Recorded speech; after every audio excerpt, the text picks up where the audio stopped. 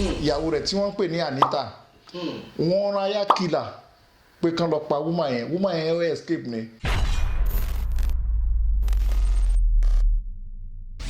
So àwa rí difficult pé gbogbo Christian lónìí wọ́n fẹ́ yàwó ààrẹ lómi ó fi gan nínú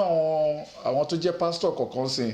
ìlú tá wà ní France lónìí a ní àwọn pastor míì tó jẹ́ pé wọ́n wá fẹ́ yàwó sílùú yìí wọ́n dẹ̀ níyàwó nílé. wọ́n wá fẹ́ yàwó sílùú yìí wọ́n dẹ̀ níyàwó nílé tíyàwó wọn gan ò dẹ̀ mọ̀ pé wọ́n fẹ́ yàwó. So irú gbogbo kíní yìí dẹ̀ ni kò sínú ìlànà Islam jẹ́ kó yé wa pé fankiru bi ahalatihim ẹ fẹ́ wọn pẹ̀lú àwọn fámìlì wọn ẹbí wọn. So tó bá fẹ́yàwó jẹ́ kí wọ́n mọ̀ pé ó fẹ́yàwó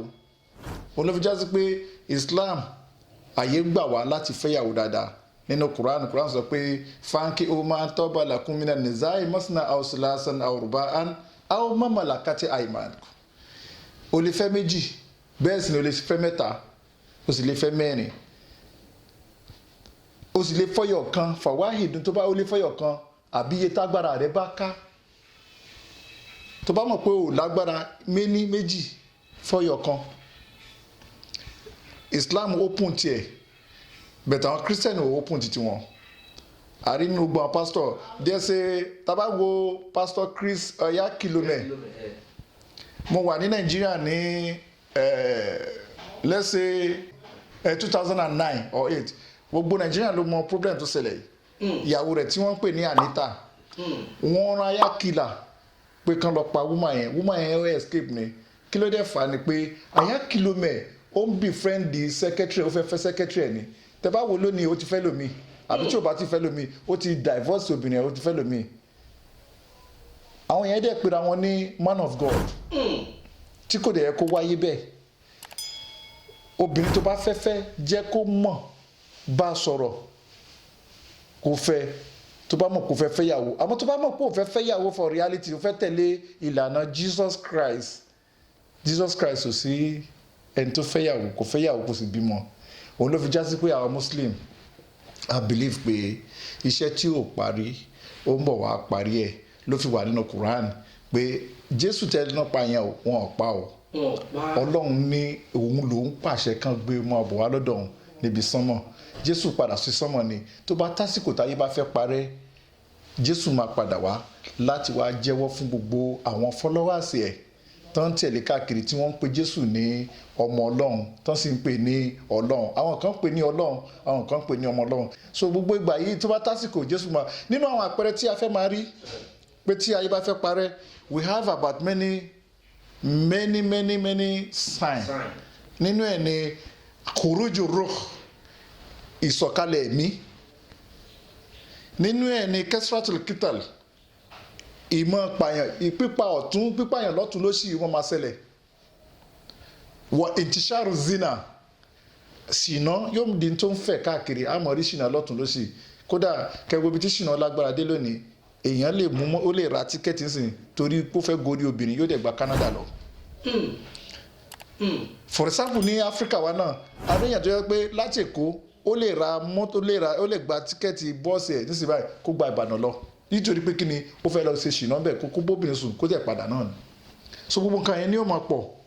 wọ́n ti ṣá rìbá bí gbogbo kí ẹ máa ṣe owó kí ẹ máa yá owó rìbá gbogbo alamọ tó ń pè ní rìbá máa pọ̀ bóyá mo yá owó lọ́wọ́ ẹnìkan ó wá fi owó kún owó yẹn òun náà ń pè ní rìbá àwọn nǹkan tí ó ṣẹlẹ̀ ni tí gbogbo abáwò yẹn ń sinmi àwọn ṣẹlẹ̀ tí máa fẹ́ yáwó lọ́dọ̀ ẹlòmíín sọ wá máa yẹ lówó yẹn ṣùgbọ́n tí máa yẹ lówó yìí o wàá fi iye báyìí kún rìbá nìyẹn. ló máa ṣẹlẹ̀. wọ́n kọ́bùdọ̀lọ̀ ìmọ̀ yóò kàn pọ̀ lóríṣiríṣi ni àwọn yẹn máa ń àtàkì ìmọ̀ àwa rí i pé oníkálukú kan máa gbé ìmọ̀ oríṣiríṣi jáde lára àwọn nǹkan tí ó máa ṣẹlẹ̀ ó dẹ̀ ti ń ṣẹlẹ̀ ní ayé tàwa yìí. wàkúrújù Yájújù wa Májújù Yájújù wa Májújù wọ́n máa jáde tán pè ní Dajjal àwọn kan wọ́n sọ wọ́n ní Dajjal yẹn Amẹ́ríkà ni àwọn kan sọ pé Májújù yẹn ní Israel náà wọ́n kàn fi wọ́n jọ ni pé àwọn yẹn ni the most wicked country in the world tí wọ́n fẹ́ kí gbogbo àgbáyé ṣe fún àwọn làwọn ṣe wọ́n dàbí cat and rat ni wọ́n àwọn dàbí twins àwọn náà ń control the all over the world, àwọn náà jẹ́ kíjà máa ṣẹlẹ̀ káàkiri gbogbo àgbáńlá ayé lónìí.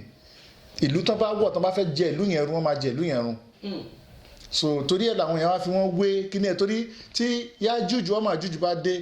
the same thing náà ni. Inú ẹ̀ náà ni Hayatu Barzau,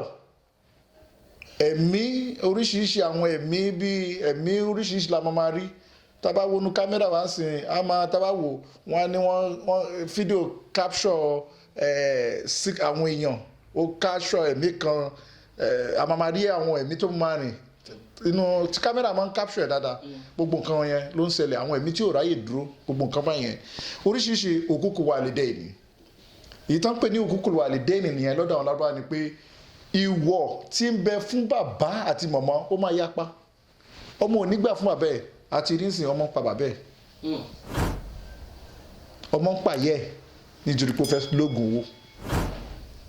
ó ti ṣẹlẹ̀ dáadáa káàkiri ó ń ṣẹlẹ̀ nílẹ̀ Yorùbá ó ń ṣẹlẹ̀ ní Europe country ó ń ṣẹlẹ̀ ní everywhere all over the world in tí ó mọ̀ ṣẹlẹ̀ nìyẹn